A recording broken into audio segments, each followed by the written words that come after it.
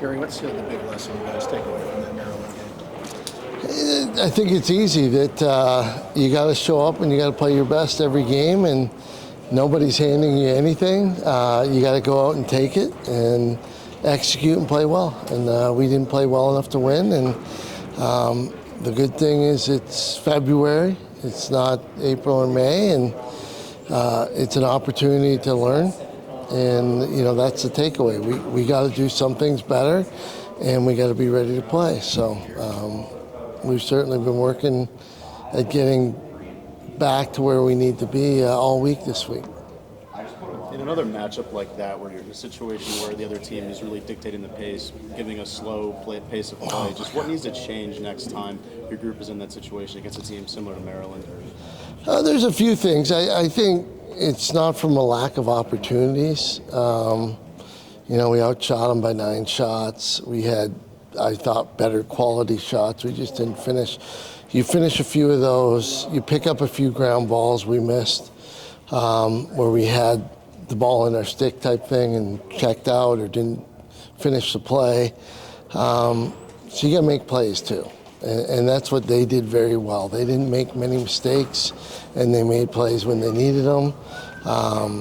So the next time, focus on being better mentally prepared to make plays, and then you may make some game changes like 10-man ride or put some pressure, try and get the ball back, try and get some turnovers in the midfield.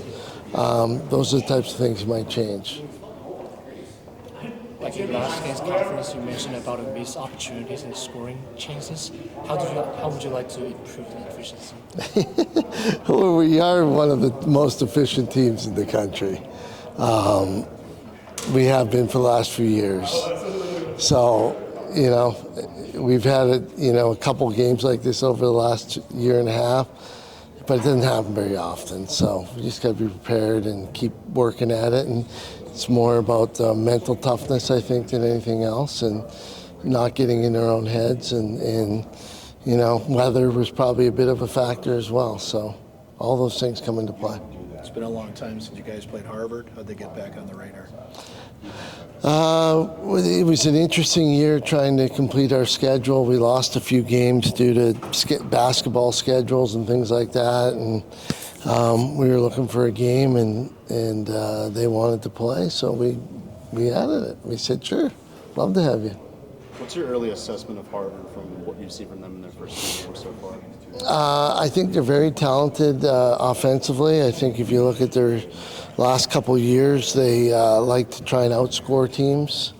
I don't think, they're very opportunistic in the midfield area, and they try and make plays, and they can score.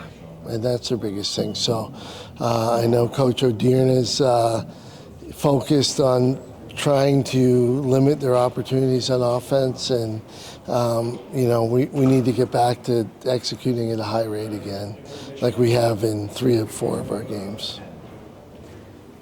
What's your overall assessment right now of just man down and man up, your special teams units? I think our man up, man down are playing pretty well. We haven't had many opportunities on man up, I know that. They've been very sparse. I think we're 2-1, in that area at least. And man down, a couple rebound goals and that, and I think our man down would be, ranked as one of the top. But we've had some bounces. We got to focus on rebounds. I think that's 2 man down goals against us. We've had that way, and then we've only had a couple other ones that have gone in on good shots. That sometimes we're going to score those. So I'm happy with where we're at so far. Coach, is that kind of like the message that you give to your team after a close loss to Maryland, just to avoid them kind of getting dejected and feeling disappointed? Just telling them, like, hey, we're right there. We just need to capitalize on a few. Well, I hope they feel disappointed. I hope it provides some motivation. I know our coaching staff, it's rough coming off a loss. We always try and rethink what could we have done better, what can we improve on, what do we do next time. So we really use it as a way to reevaluate what we're doing. as a coaching staff, and I'm sure the players would love to have another crack at Maryland, in the playoffs and try and have that opportunity to play that game over again. And I think they would do it differently.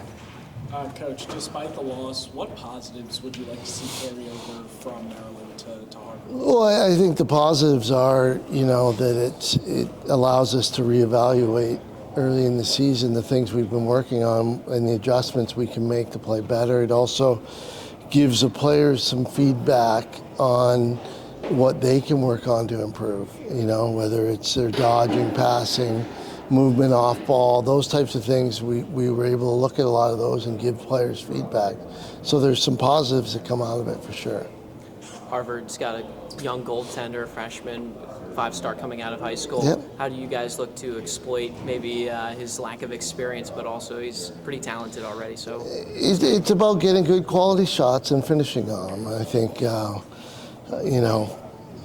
we've done a pretty good job for most of the year shooting and doing well. And again, that's a mental game, being able to use some deception and get good quality shots and not telegraph them is what we talk about in practice all the time. But sometimes you get caught up and you tend to take some poor shots. And we've done that in a couple halves of the games we played. I would say that, second half of Maryland, we did not shoot well. The middle of Vermont, we didn't shoot well. But when we are firing on all cylinders, we can score a lot of goals. Gary, the school announced a $50 million campaign, fundraising campaign today. I know you'll take all you can get, but what are the needs for lacrosse right now?